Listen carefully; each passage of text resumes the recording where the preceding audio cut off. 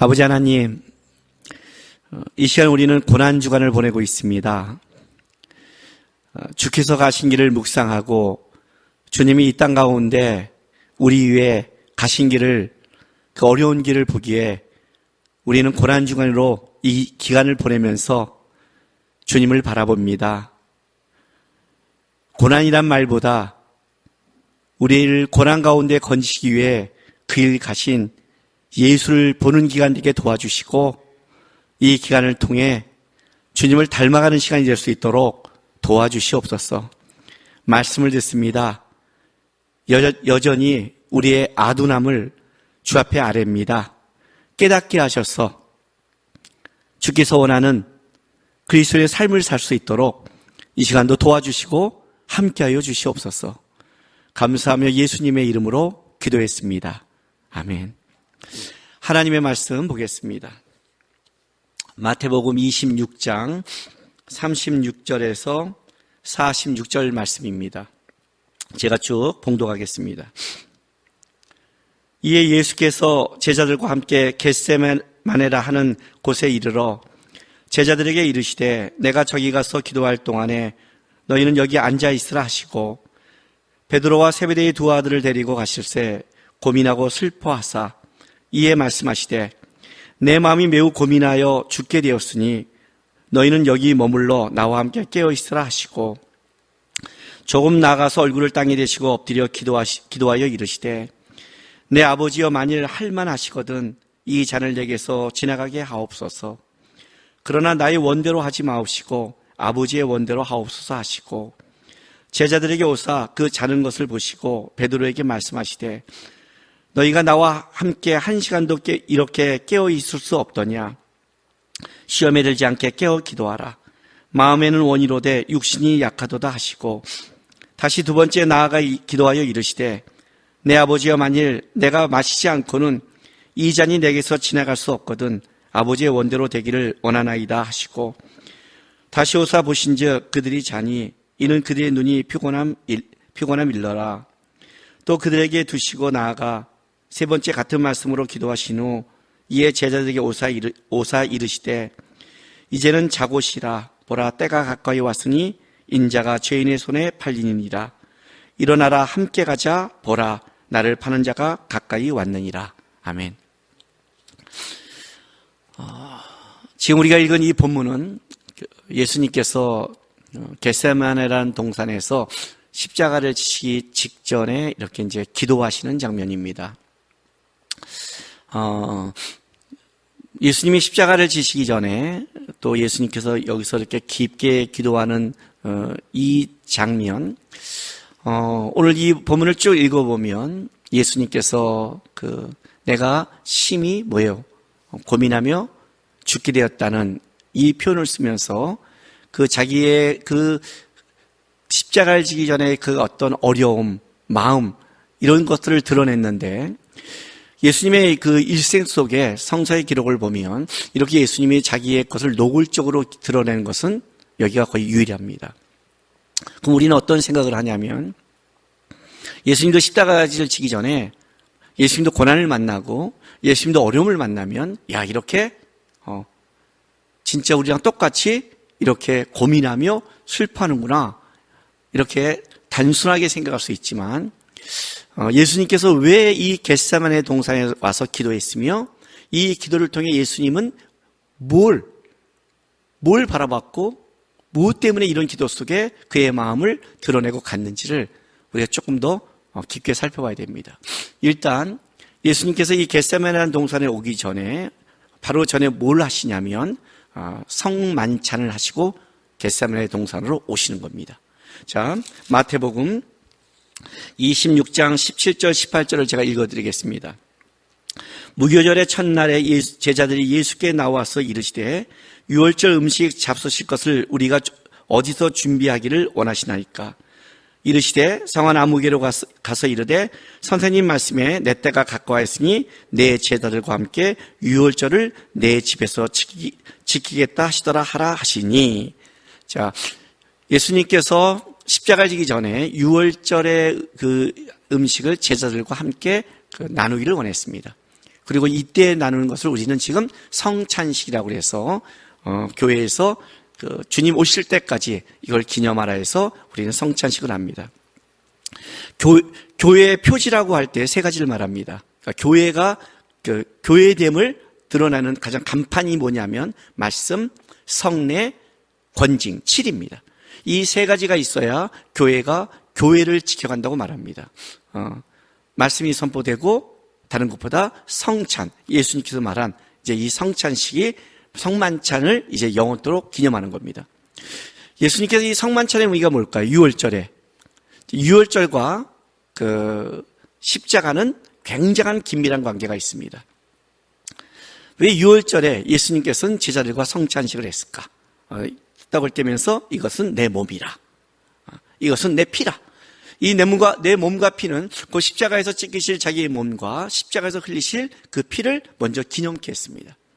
근데 그것이 6월절과 연결되어 있는 겁니다. 6월절은 이스라엘이라는 나라가 시작되는 겁니다. 애굽에 내려가서 큰 민족을 이뤘지만 그는 아직 노예였고 아직 하나님이 삼은 제사장 나라로의 출발도 하지 못했습니다. 아브라함에게 약속한 그 말씀은 있었지만 그들은 거기서 애굽에서 그냥 속해 있는 노예에 불과했습니다. 그러나 6월절로 말미암아 애굽에서 나옴으로 말미암아 드디어 이스라엘이라는 한 민족이 시작됐습니다. 그 민족은 하나님의 나라의 역사를 쓰고 드디어 제사장 나라의 역할을 감당하며 예수 그리스도까지 오게 하는 바로 하나님이 택한 민족입니다. 그 시작이 6월절입니다.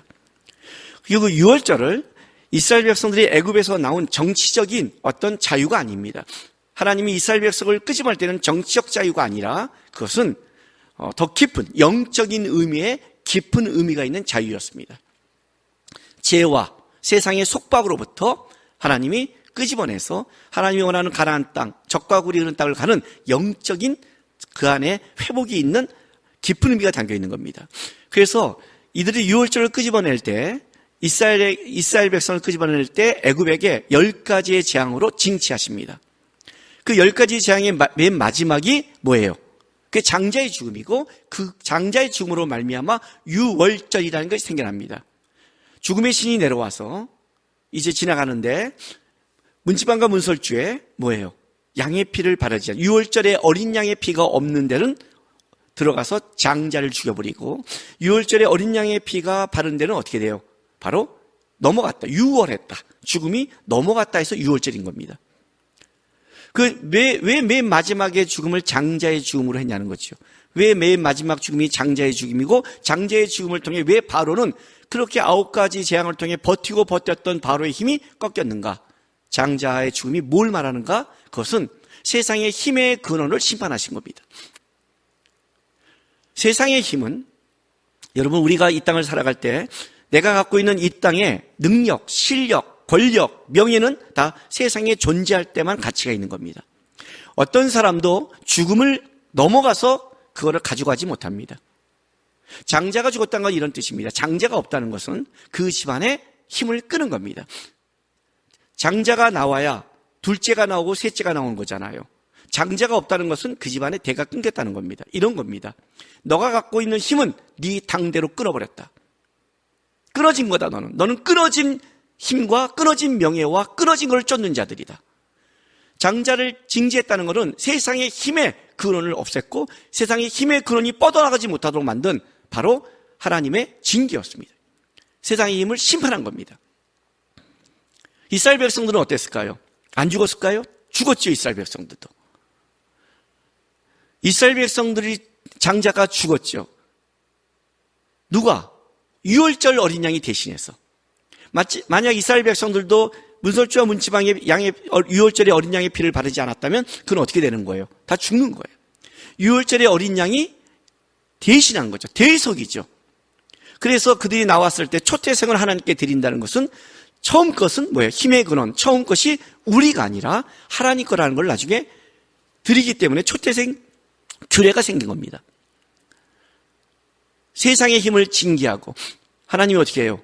이스라엘 백성들을 6월절의 어린 양으로 대속해서 자유케 끄집어낸 겁니다. 그래서 십자가는 바로 6월절의 그 시작을 완성시키는 겁니다.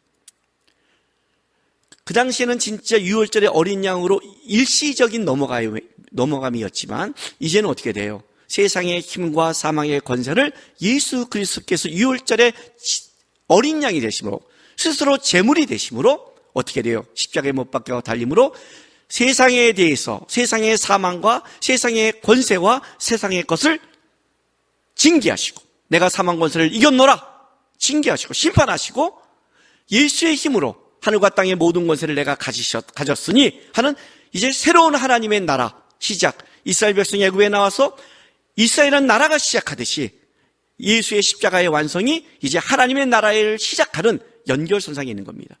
유월절의 시작이라면 그 완성의 예수의 십자가입니다. 그래서 예수님께서 십자가를 달리기 전에 바로 이때 성찬식을 하는 겁니다. 유월절의 어린 양 대신 이제 그가 친히 제물이 되셔서 떡을 떼고 피를 나누면서 흘리면서 포도주를 나누면서 이건 내 피다. 내가 문설주와 문지방의 유월절 어린 양이 그 피를 바름으로 죽음이 넘어가듯이 나의 예수의 피로 말미암아 예수의 살로 말미암아 너희가 사망을 이기며 나와 함께 죽고 나와 함께 삶으로 이제 영적인 삶이 시작된다는 그것이 바로 성찬식인 겁니다. 예수님이 여기서 성찬식을 거행하는 겁니다. 예수님이 성찬식을 거행했다는 건 어떤 뜻이냐면 이제 하나님의 뜻에 따라 나는 십자가의 길을 가겠다고 작정하신 겁니다. 작정하시고 이제 어디 가요? 겟세마네 동산에 가신 거예요. 그런데 성찬식에서 예수님께서 하는 그 각오, 성찬식에서 예수님께서 하는 고백과 다르게 예수님이 겟세마네 동산에서 기도할 때는 굉장히 인간적이고 굉장히 우리가 보기에는 잘못하면 예수님도 죽음 앞에 이렇게 떨고 있나? 라는 생각을 하게 한다는 겁니다. 물론 예수님의 일생을 보면 가장 어려운 시기가 언제냐고 본다면 바로 이 시기일 겁니다. 여러분, 사람이 가장 공포스러운 순간이 언제인 줄 아십니까? 매를 맞기 전일까요? 매를 맞을 때일까요? 매를 맞은 후일까요? 전입니다. 그러니까 사람들이 어떠냐면 어떤 것이 범죄 같은 게 또 어떤 잘못이 드러났을 때요. 차라리 드러나서 재판을 받거나 그리고 그 벌을 받을 때는 사람이 자살을 안 해요.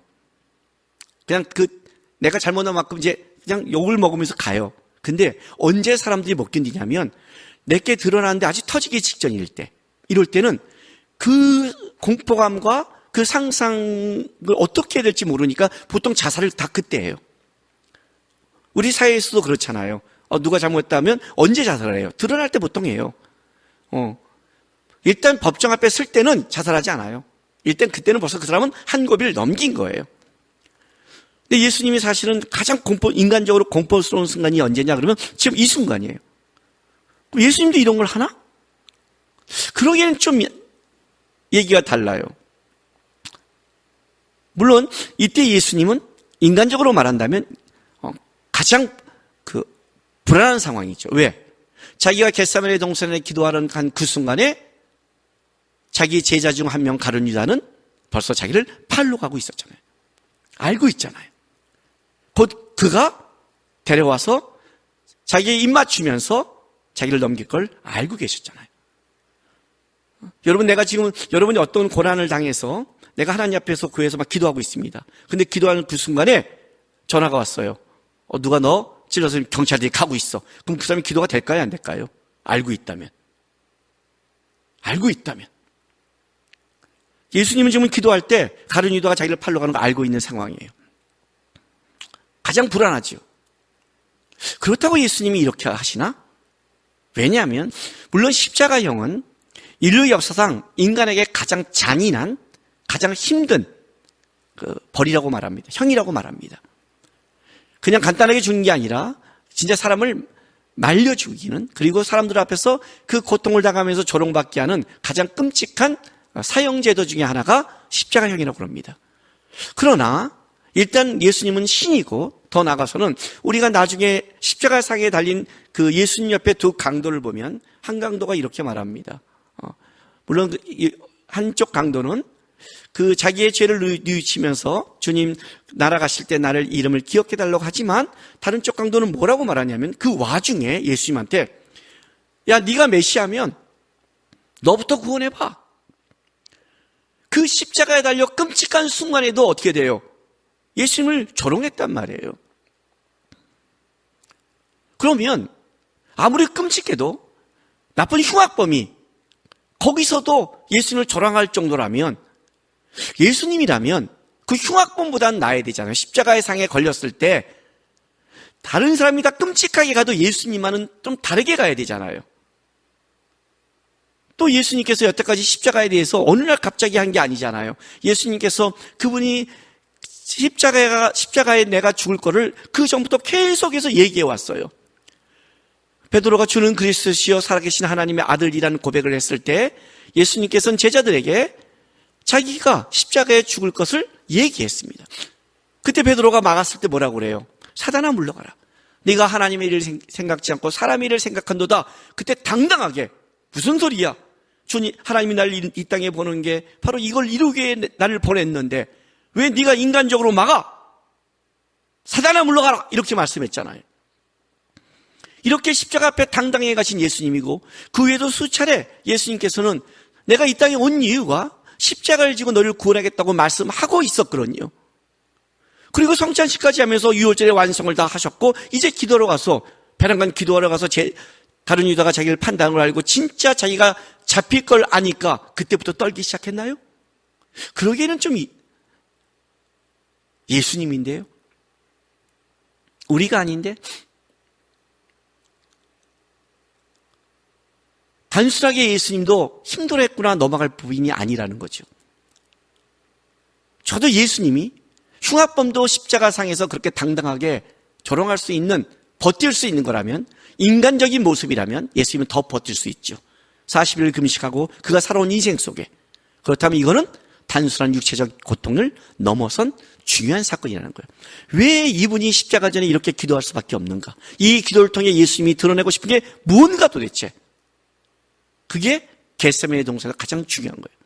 그래서 여기서 기도하는 예수님의 모습은 좀 그전의 기도와 좀 다릅니다. 자, 마태복음 26장 36절에 이렇게 말합니다. 이 예수께서 제자들과 함께 겟세마네라 하는 곳에 이르러, 이 겟세마네의 뜻은 기름 짜는 틀입니다. 그러니까 기름 짜는 틀이라는 곳에 가서 기도했다는 것은 예수님이 어떻게 한 거예요? 그냥 기도한 게 아니죠. 자, 누가복음 22장 보겠습니다. 22장 44절. 누가복음은 예수님께서 겟세마네 동산에서 이렇게 기도했다고 말합니다. 예수께서 힘쓰고 애써 더욱 간절히 기도하시니 땀이 땅에 떨어지는 핏방울같이 되더라. 그 다음 진짜 땀이 핏방울처럼 기도했다는 건 뭐예요? 기름 짜듯이 기도했다는 거예요. 기름 짜듯이. 마태복음 26장 예수님께서 39절에 기도하는 모습을 이렇게 얘기하고 있습니다. 26장 39절. 조금 나아가 얼굴을 땅에 대시고 엎드려 기도하여 이르되. 자, 얼굴을 땅에 대시고 엎드려 기도하여 이르시되. 히브리인들은 보통 기도를 어떻게 하냐면 눈을 하늘에 들고 손을 들고 기도하는 것이 보통 기도하는 그 일반적인 모습입니다. 예수님께서도 일반적인 기도할 때 손을 하늘에 들고 그렇게 기도하셨습니다. 그런데 이때는 손을 들고 하늘 향해 기도하는 게 아니라 완전히 뭐예요? 얼굴을 땅에 대시고 엎드려 기도하시는데, 그렇게 기도하면서 땅이 핏방울이 되도록 몸을 짜면서 기도했다는 겁니다. 짜면서. 기름 짜듯이. 보통 이렇게 기도할 때는 언제 하냐면 일반적인 기도를 넘어서서 진짜 중요한 순간에 간절하게 기도할 때 이런 기도의 모습을 갖습니다. 예수님의 일생 속에 가장 끔찍한 기름을 짜듯이 하는 기도가 겟세마네 기도입니다. 왜요? 십자가 너무 힘들어서. 그렇죠. 그래도 예수님인데 왜 이분이 이렇게 기도했을까? 이분이 이 기도를 통해 기도할 수밖에 없는 이유가 뭐고, 이 기도를 통해 도대체 어떤 것을 하나님 앞에 할 것인가? 여러분, 일단 기도라는 것은 나의 불안, 나의 소원, 나의 소망, 그거를 하나님께 아뢰고 하나님으로 오는 평화, 선물, 내가 필요한 것을 구하는 그 수단을 넘어서는 겁니다. 물론 기도 안에 이것이 포함되어 있습니다. 내 삶의 불안을 하나님께 올리고 하나님으로부터 오는 평화가 있고 내 삶에 필요한 것을 하나님께 기도하고 하나님이 주신 것을 받는, 물론 기도 안에 이걸 포함되고 있지만 기도가 이걸로 끝난다면 그것은 샤머니즘, 세상 이방 종교의 기도와 다를 바 없습니다. 세상 사람들은 전부 다 자기의 이 땅에 필요한 것을 그들의 신에게, 그들의 신의 능력을 필요로 해서 나가지 그 신의 뜻을 묻는 게 아닙니다. 기도의 가장 중요한 것은 그보다 더 깊은 겁니다. 하나님의 뜻을 묻는 겁니다. 왜 하나님의 뜻이 필요할까요, 도대체? 그게 뭘 만들어낼까요? 십자가를 앞두고 예수님께서 기도하러 가셨습니다. 그 예수님의 기도의 내용을 좀 보겠습니다. 36절에 이렇게 말합니다. 이에 예수께서 제자들과 함께 겟세마네를 하는 곳에 이르러 제자들에게 이르시되 내가 저기 가서 기도할 동안에 너희는 여기 앉아있으라 하시고 베드로와 세베대의 두 아들을 데리고 가실 때 고민하고 슬퍼하사 이에 말씀하시되 내 마음이 매우 고민하여 죽게 되었으니 너희는 여기 머물러 나와 함께 깨어있으라 하시고. 자, 예수님께서 말하십니다. 예수님께서 아주 중요한 순간에는 딱 이 세 명을 데려갔죠. 야고보, 요한, 베드로. 변화산상에도. 이때도 이 세 명을 데리고 더 가까이 데리고 나간 겁니다. 그리고 내가 고민하고 슬퍼하사. 내가 매우 고민하여 죽게 되었다고 고백합니다. 예수님이 현 상태를 얘기합니다. 그리고 나와 함께 깨어있음을 부탁합니다. 제자들에게 깨어있다고 부탁한 것을 여러분이 좀 머릿속에 집어넣으셔야 됩니다. 예수님이 내가 한 기도가 부족하니까 우리처럼 중보기도를 부탁했다. 그렇게 단순하지 않습니다. 너희의 중보기도가 필요하다. 예수님이 그렇지 않습니다. 십자가의 길은 우리의 사람의 도움과 사람의 그 예수님에 대한 어떤 협력 속에 이루어지는 게 아닙니다. 이 길은 예수님만이 가야 되는 길이고 사람은 거기에 동참할 수 없는 그런 길입니다. 그럼에도 깨어있으라고 부탁하시고 이렇게 기도하십니다. 이제 39절부터 세 번 똑같은 제목의 기도를 하시는데 조금 나가서 얼굴을 땅에 대시고 엎드려 기도하여 이르시되 내 아버지여 만일 할만하시거든 이 잔을 내게서 지나가게 하옵소서. 그러나 나의 원대로 하지 마시고 아버지의 원대로 하옵소서. 42절 보겠습니다. 다시 자는 제자들에게 또 깨어서 또 기도하라고 부탁하시고 다시 와서 42절에 다시 두 번째 나아가 기도하여 이르시되 내 아버지여 만일 내가 마시지 않고는 이 잔이 내게서 지나갈 수 없거든 아버지의 원대로 되기를 원하이다 하시고. 또 제자들 보니 그들이 또 피곤해 있어요. 또 그들을 두고 나아가서 세 번째 같은 말씀으로 기도하십니다. 그러니까 이 세 가지 기도가 뭐예요? 예. 할만하시거든 이 잔이 지나갔으면. 그죠? 또 내가 마시지 않고는 이 잔이 내게서 지나갈 수 없거든 어떻게 해요? 똑같이 아버지의 원대로 되기를 원합니다. 라고 기도합니다. 예수님께서 이 십자가를 놓두고 너무너무 이 십자가가 크니까 하나님 이거 안 지면 안 돼요? 꼭 쳐야 돼요? 다른 방법 없어요? 근데 그게 없다면 아버지 뜻대로 하세요. 이렇게 이해하면 안 된다는 거예요. 아니 그러면 성중신 하기 전에 물었어야죠. 우리의 종의 모양으로 이 땅에 오신 것 자체가 끔찍한데 그거 다 겪고 이제 맨 마지막에 가서 십자가에 와서 이제 피하려고요. 이거 피하면 어떻게 사시려고요? 80세까지 여기서 뭐하고 사시려고요?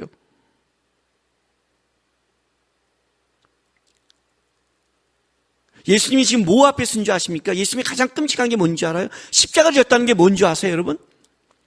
성경에 가장 끔찍한 그 병을 걸린 자를 누구라면 하나님께 저주받은 자의 가장 끔찍한 것을 문둥병을 말합니다. 그리고 레이기에도 문둥병을 굉장히 중요하게 다룹니다. 문둥병자들은 어떻게 가냐면 내가 부정하다를 외치며 가야 돼요. 왜냐하면 부정한 자가 부닥치면 부정하게 지니까. 그러나 성경에 말하는 이 부정함이 문둥병자만 부정한 게 아닙니다. 수많은 부정한 자들이 있습니다. 그럼에도 문둥병자는 최악입니다. 왜 그런 줄 아세요? 문둥병자가 가장 끔찍한 거는 뭐냐면 몸이 썩어가는데 감각이 없다는 겁니다. 감각이 없는 거예요. 무감각한 거. 죄로 죽어가는데 몸이 썩어가는데 썩어가는 줄 모르는 것. 이해가 되세요? 병으로 따지자면 왜 문둥병이 최고의 저주겠습니까? 다른 것도 얼마나 많은데. 그러나 그건 영적인 게 있는 거예요. 무감각. 감각 없는 자가 되어 이렇게 말하잖아요. 세상 죄인들이 뭐예요? 감각이 없어요. 죄에 대한 감각이 없어요.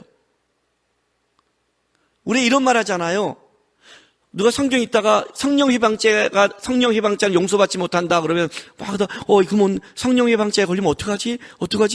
하고 목사님께서 목사님 제가 혹시 성령 해방자에 걸리면 어떡할까요? 그러면 뭐라고 하는 줄 아세요? 너는 안 걸려. 왜요? 벌써 성령 해방자의 두려워하는 것 자체가 성령을 두려워하고 있는 거예요. 성령 해방자가 딱 들어온 사람은 성령에 대한 감각을 상실해버려요.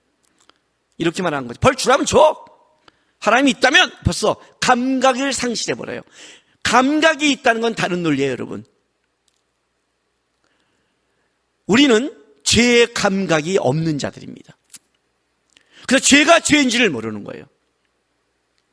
저 사람이 죄를 짓는데도 왜? 그러면 안 돼? 왜? 감각을 상실했으니까. 그러나 예수님은 온전한 사람이었습니다.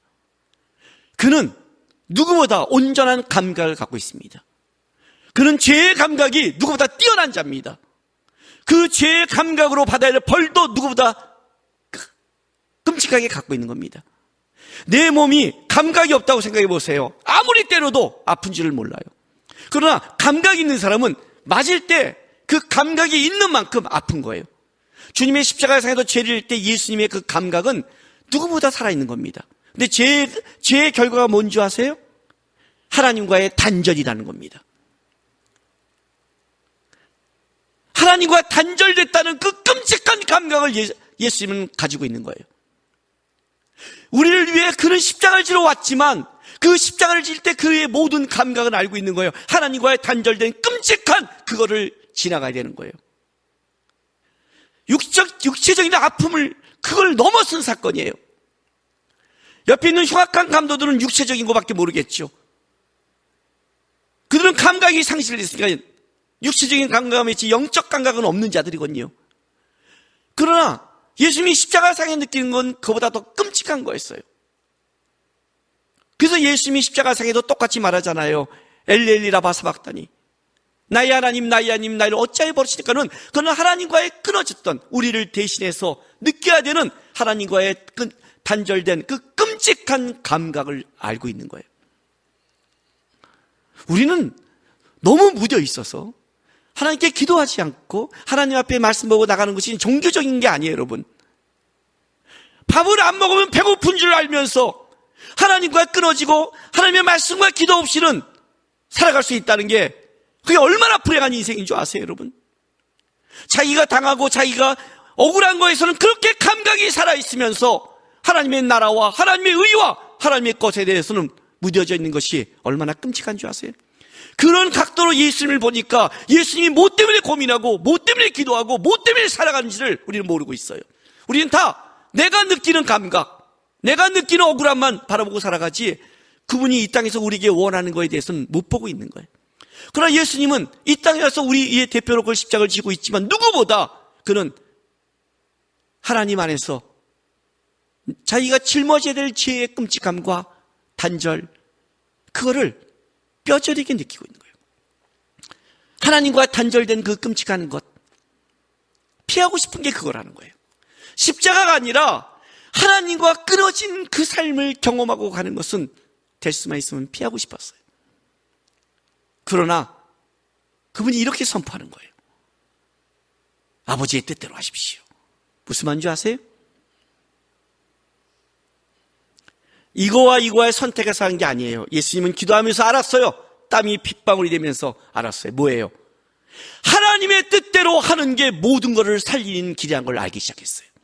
내 뜻대로 하면 다 망하겠지만 하나님의 뜻대로 가는 게 결국 승리의 길이구나. 하나님의 방법을 쫓는 게 결국 회복의 길이구나.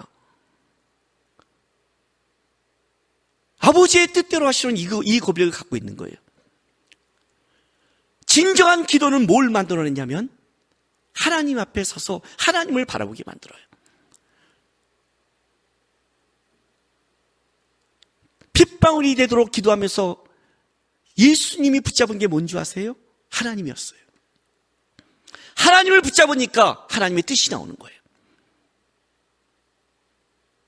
아버지의 뜻대로 하십시오. 아버지의 뜻이 곧 승리의 길이고 회복의 길이고 평화의 길이며 이 단절감에서도 회복할 수 있는 유일한 길입니다. 를 선포하신 거예요. 그게 기도예요. 기도란 징징대는 게 아니에요. 기도란 투덜대는 게 아니에요, 여러분. 끔찍한 사건이 와도, 끔찍한 상황 속에 있어도 나는 하나님을 보고 있고 하나님 뜻을 쫓습니다. 하나님 뜻을 쫓는다면 지금 내가 당하는 것이 끔찍해도 그것은 망하는 게 아니라 결국 하나님 뜻 안에서 승리할 겁니다를 믿는 것. 그게 기도하는 것이고 예수님도 그렇게 하나님의 뜻을 선포하며 하나님 앞에 무릎을 꿇은 거예요. 이걸 이기는 유일한 방법은 저기에 있는 게 아닙니다. 하나님 앞에 있습니다. 하나님의 뜻을 쫓는 데 있습니다. 저는 무릎을 꿇습니다. 저는 하나님의 뜻을 쫓습니다. 이렇게 얘기하는 거예요. 그래서 예수님께서 이 십자가를 갈 때 제자들에게 당부하는 게 있어요. 그냥 자기만 십자가를 지면 끝날 문제인데 왜 당부한 줄 아세요?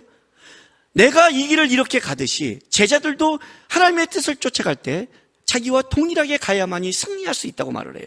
그래서 다시 볼게요. 제자들에게 하신 말씀 38절 내 마음이 매우 고민하며 죽게 되었으니 너희는 여기 머물러 나와 함께 깨어있어라. 나와 함께 깨어있어라. 내가 내 아버지를 바라보고 간 것처럼 너희도 나와 함께 깨어있어야 하나님 뜻 안에 승리하며 갈 수 있다. 40절 41절 제자들에게 오사 그 자는 것을 보시고 베드로에게 말씀하시되 너희가 나와 함께 1시간도 이렇게 깨어있을 수 없더냐. 1시간 60분이라는 것보다는 짧은 시간도 이런 뜻이에요. 짧은 시간도. 시험에 들지 않게 깨어 기도하라. 마음에는 원이로되 육신이 약하다. 이 마음이 영이라도 번역이 돼요. 너의 영은 원이로되 육은 약하도다. 육은 약하도다. 계속 예수님이 뭐라고 그래요? 너가 나를 위해 나와 함께 잠깐도 깨울 수 없니? 제자들도 사실은 여러분 여기 보면 굉장히 피곤해요. 43절 보세요. 다시 오사 보신즉 그들이 자니 이는 그들의 눈이 피곤함 일러라. 여러분 이렇게 이 본문 볼 때 이렇게 오시면 안 돼요. 야, 잠 되게 많다. 그동안 고난주간 너무 쫓아다녀서 너무 피곤했나? 아니요. 이건 영적 피곤이에요. 예수님도 이 고난주간을 영적인 싸움 속에 하나님 앞에 가듯이 사실 그를 따라가는 제자들도 만만치 않았어요. 단순한 육체적 필요를 넘어서 영적인 거예요. 근데 제자들이 그걸 이겨내지 못하고 있는 거예요. 이거는 다른 거예요. 예수님처럼 하나님을 붙잡고 하나님의 뜻 안에 있어야만이 승리하는 거지 우리의 갖고 있는 육체와 내 뜻 안에서는 쫓아갈 수 없는 지침과 상태예요. 그럼 예수님이 말하는 거예요. 나와 함께 깨어있어라. 나와 함께. 당부하는 거예요. 왜? 앞으로 제자들이 가야 될 영적 세계도 만만치 않은 거니까. 그 세계도 똑같은 거예요. 예수님이 하나님을 붙잡고 하나님의 뜻 안에 승리한 것처럼 우리는 예수와 함께 가서 예수의 뜻 안에서 승리하는 것이 그게 바로 우리가 이 땅에 헤쳐나갈 유일한 방법이라는 거예요. 예수님께서 말씀하셨잖아요. 누구든지 나를 따르면 자기를 부인하고 자기 십자가를 지라가 이 말씀이에요. 나를 부인한 게 뭘까요? 될 수만 있으면 이 잔을 지나게 하십시오. 될 수만 있으면 내 뜻, 하나님 내 마음, 내 원하는데 가면 안 될까요? 우리 그거 갖고 맨날 싸우잖아요. 맨날 우리가 예수님과 싸우는 게 이거잖아요. 내 뜻, 내가 원하는 거, 내가 바라는 거, 내가 편한 거, 내가잖아요. 그게 그 길을 가면 순간 편할 것 같지만 망하는 길이란 말이에요. 승리의 길은 뭐라고요? 하나님 뜻, 나를 부인하고 자기 십자가. 자기 십자가 뭐예요? 하나님이 나에게 원하는 뜻. 예수님의 십자가 뭐예요? 예수께 원하는 하나님의 뜻. 그 뜻대로 하십시오. 그게 승리라는 거예요. 제자에게 똑같이 가셔요. 예수님께서 기도가 끝나고 나서 이렇게 말씀하세요. 45절, 46절 보세요. 그렇게 우리가 볼 때 앞에는 그렇게 십자가를 피하듯이 기도했는데, 될 수만 있으면 했는데 예수님이 3번 딱 기도하고 오셨으니, 자 45절 봐요. 이에 제자들에게 오사 이르시되 이제는 자고 쉬라. 여태까지 잤는데? 그죠? 여태까지, 아니 예수님이 그랬잖아요. 여태까지 니네 좀 깨어 기도하라 기도할 때 여태까지 잤잖아요. 근데 뭘 또 자요? 이제 예수님 가시는데. 그러니까 이 자고 쉬라가 그냥 자라 이런 뜻이 아니잖아요. 자고 쉬라. 보라 때가 가까웠으니 인자가 죄인의 손에 팔리니라. 일어나라 함께 가자. 보라 나를 파는 자가 가까이 왔느니라. 자, 자고 쉬라. 무슨 말일까요? 예수님이 이렇게 말씀하는 거예요. 내가 이제 하나님 뜻 안에서 나는 승리했다. 나는 하나님의 뜻 안에서 그 길을 간다. 하나님의 뜻이 이루어졌다. 그러니 어떻게 이 제자들에게 승리했으니 쉬어라. 이제 쉴 수 있는 거예요. 자고 쉬어라. 그리고 이렇게 말씀하세요. 46절. 일어나 함께 가자. 보라 나를 파는 자가 가까이 왔느니라. 여러분, 한번 그 자리에서 저랑 같이 한번 이 본문 말씀 외울까요? 앞에만 일어나 함께 가자. 다 같이 한번 해볼까요? 자, 시작. 일어나 함께 가자. 주님의 명령입니다.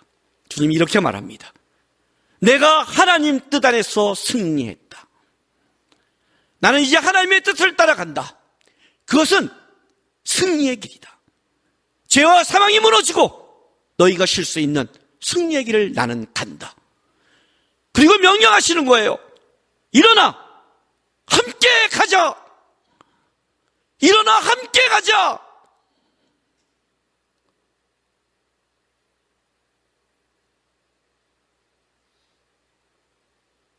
그리스도인은 제발 세상의 패배의식, 세상으로 말미암아 오는 세상과 똑같은 징징대고 안 되고 그걸 일어나야 돼요.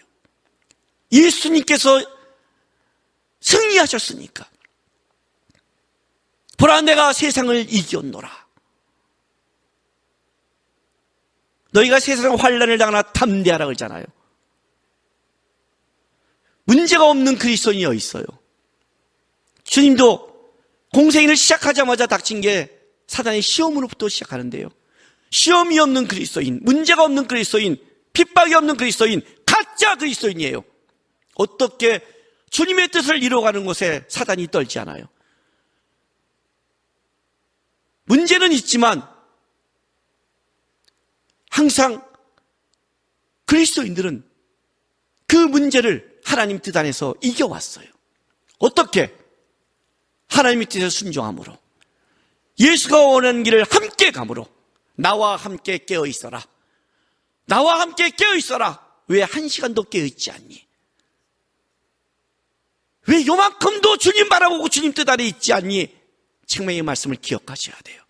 그리고 주님의 이 여러분의 초청, 나와 함께 가자. 이 고난주간 삶이 어렵고 힘들고 사방이 막혔다고 불평하지 마시고 승리하신 예수께서 외치는 겁니다. 너도 나와 함께 가면, 나와 함께 하나님의 뜻을 쫓으면 그게 승리의 길을 만들어낼 것이다. 승리는 하나님 뜻 안에 있다. 내가 승리했다. 하나님 뜻 안에서 나는 이 길을 간다. 물론 그 다음에 보이신 예수님의 십자가 상하는 사람들의 조롱이요, 누가 봐도 그 메시아는 승리하지 않는 길처럼 보였지만 그건 인간의 안목이었고 결국 그것이 사망 권세를 무찌르며 하나님의 나라를 완성시키는 하나님의 뜻의 방법이었다는 거예요. 십자가는 우리에게 보기에 이해할 수 없는 방법이지만 하나님 뜻 안에서 그거는 승리의 길을 말씀하시면서 나와 함께 가자. 이 주님의 부르심을 붙잡고 고난주간에 하나님 뜻 안에 저도 가겠습니다. 뜻 안에 살겠습니다.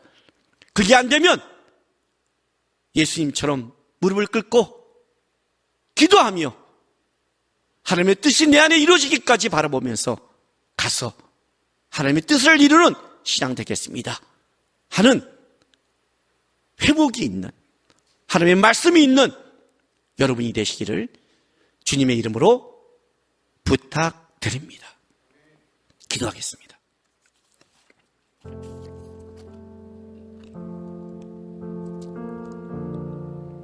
주님, 가려진 눈을 열어주소서. 내 환경, 내 문제, 내가 닥친 것만 그 보는 눈을 열어주셔서 나의 삶을 끌어가시는 하나님을 보게 하시고 예수를 보게 하여 주옵소서. 피하려고만 기도하는 게 아니라 주의 뜻이 이뤄달라고, 그것이 승리의 길이며 하나님과 함께하겠다고 하나님 제 눈을 열으시고 하나님 뜻 안에 제 삶을 더 달라고 우리 이 시간 다 같이 하나님께 결단하며 기도하며 나가겠습니다. 기도하겠습니다. 할렐루야. 아버지 하나님 감사합니다. 오늘도 우리를 사랑하셔서 자녀 삼으시고 이 고난주간에 우리를 위해 고난당하시고 기도하시는 그 예수님의 모습을 보여주셔서 감사합니다. 승리는 하나님의 뜻 안에 있음을, 하나님의 뜻 안에 진정한 평화와 나음과 회복과 모든 역사가 있음을 알게 하시고 예수님께서 그 하나님의 뜻 안에서 승리를 선포하고 우리에게 말씀하시듯이 하나님, 우리도 그 하나님의 뜻 안에 살기를 원합니다. 묶여있던 것, 가려있던 것, 염려했던 것, 내 안목, 하나님 그 덮였던 것을 열어주시고 나를 끌어가시며 일하시는 우리 하나님 바라보면서 나와 함께 가자는 그 주님의 초청에 믿음으로 걸어가는 우리 주의 자녀 될 수 있도록 하나님이 역사하여 주시옵소서. 이 고난주간에 우리가 영적 회복이 있기를 원합니다. 신앙의 회복이 있기를 원합니다. 하나님의 뜻 안에 거하게 있기를 원합니다. 주님, 예수님처럼 우리들 회복시켜 주시옵소서.